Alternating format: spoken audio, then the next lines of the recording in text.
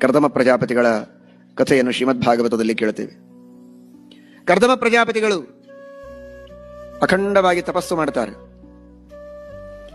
ದೇವಹೂತಿಯನ್ನ ಸ್ವಯಂಭುವ ಮನು ಕರ್ದಮ ಪ್ರಜಾಪತಿಗಳಿಗೆ ತಂದು ಕೊಟ್ಟು ಮದುವೆ ಮಾಡ್ತಾನೆ.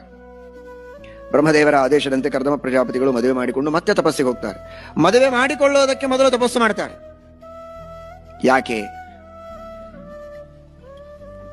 ತಪಸ್ಸು ಮಾಡದೆ, ಪುಣ್ಯ ಸಂಪಾದನೆ ಮಾಡದೆ, ಹಣದಿಂದ ಪ್ರೀತಿಯನ್ನು ಗಳಿಸಲಿಕ್ಕಾಗೋದಿಲ್ಲ, ಹಣದಿಂದ ಧಾರ್ಮಿಕತೆಯನ್ನು ಗಳಿಸಲಿಕ್ಕಾಗೋದಿಲ್ಲ.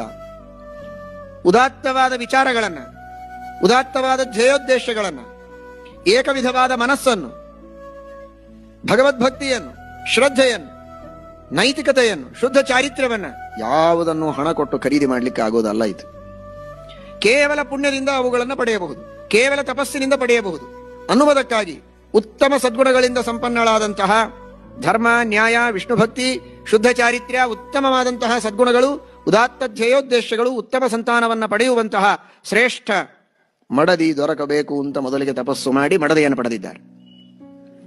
ಮದುವೆಯಾಗಬೇಕು ಅಂತಿರುವ ಯುವಕರು ಮೊದಲಿಗೆ ಪುಣ್ಯವನ್ನ, ಅಥವಾ ಯುವತಿಯರು ಮೊದಲಿಗೆ ಪುಣ್ಯವನ್ನ ಸಂಪಾದನೆ ಮಾಡಿ ಆಮೇಲೆ ಉತ್ತಮವಾದ ಸಂಗಾತಿಯನ್ನು ಪಡೆಯುವುದಕ್ಕೆ ಪ್ರಯತ್ನ ಮಾಡಬೇಕು ಅನ್ನುವುದು ಶ್ರೀಮದ್ ಭಾಗವತದ ಸಂದೇಶ.